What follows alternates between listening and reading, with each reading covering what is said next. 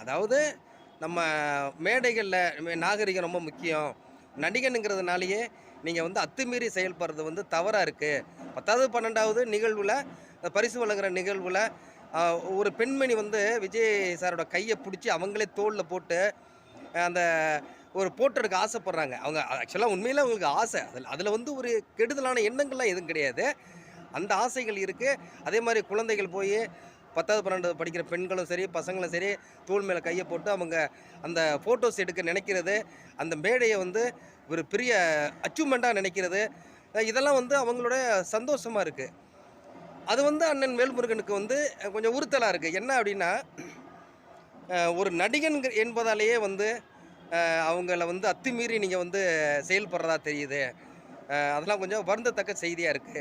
எப்படின்னா, இப்ப நாளைக்கு நீங்க இன்னொரு இடத்துக்கு கல்யாணம் பண்ணி போற பொண்ணு, பெத்த அப்பனே கூட்டிட்டு போய் அது மாரி இந்த